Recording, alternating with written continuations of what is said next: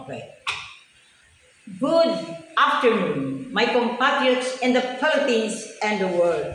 Today is October 28, 2025, Feast of Saint Augustine, the saint of sinners and saints. And today I'm honored and blessed because following the message of Saint Teresa of the Child Jesus, that this sacred prophetic, interfaith prophetic Philippine Dao Digong Temple will be my first pilgrimage, Thanksgiving tribute for my 84th birthday celebration on September 1, 2025 in the University of the Philippines, Diliman, Quezon City. Saint Teresa insists that if I do not begin my Thanksgiving tribute in this beloved, what Blessed Mother said, the Interfaith Philippine Prophetic Dao Digong Temple, nothing will come out of it. So, since this beloved video, second prophetic video, will launch my October to November 2025 Philippines Transfiguration Temple for the world in Europe and Abu Dhabi, United Arab Emirates. Because Saint Teresa of the Child Jesus desires that this beloved Interfaith Philippine Prophetic Dao Digong Temple will be proclaimed to make the necessary memorandum of agreement so that my presentation in Mexico City Congress of the Historians of Religion, that one day the Philippines will initiate the interfaith education, governance, development, and diplomacy. So today, since this happens, and I really thank Grandmaster Thomas Leang, Master Carol, Master Jennifer, because these three spiritual leaders of this beloved Philippine Interfaith Dao Digong Temple, it is the fulfillment of Saint Teresa of the Child Jesus' birthday gift for me, for my 84th birthday, to be held in the University of the Philippines, Diliman, 3 heritage sites, one in the UP Oblation, and the second is in the UP Covenant Monument, and the third is the UP Diliman College of Arts and Letters, named after Dr. Rizal as the National Global Hero. And I must confess, these things are happening because no less than the Interfaith Philippine Prophetic Dao Digong Temple made a pilgrimage to the University of the Philippines Heritage Site.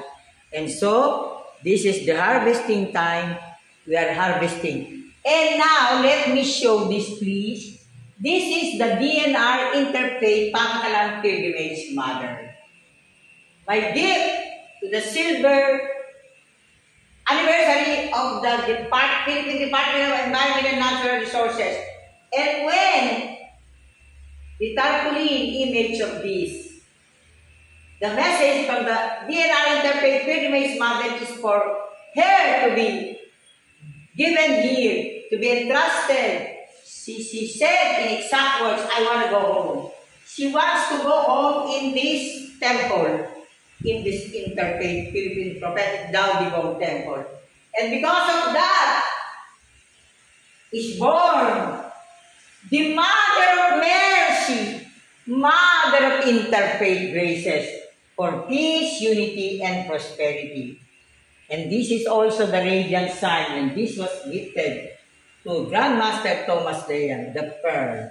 So you can see, even this one, the statue of Saint Pope John Paul II, the Interfaith Pope, I have entrusted the other statues, images in the other temple, in the other side of this prophetic Dao De Gong temple. Because according to Saint Joseph, I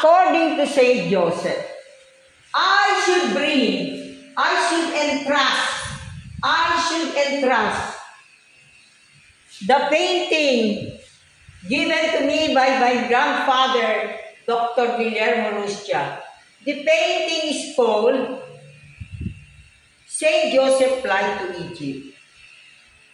And this is the painting that will tell how the Philippines is guided and blessed by our beloved interfaith Saint Joseph, the father of the church, the universal church, and the father of the nation.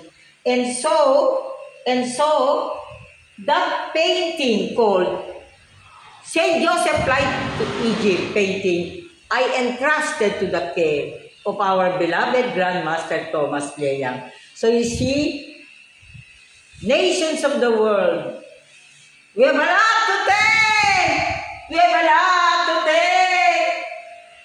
This beloved temple, we have a lot to thank. Thank you. Without you, my mission will have been in vain. And so Saint Teresa of the Child Jesus, who called me for 5 years in the Philippine Carmel of Saint Joseph in Lucena, so with the name Sister Elian of the Queen of Carmel, after the prophet, Carmelite Holy Father and Prophet Saint Elijah. Now, Saint Therese, I have done my part, and now I know you're very happy. Your gift to me is also your gift to the nation and the world. Amen.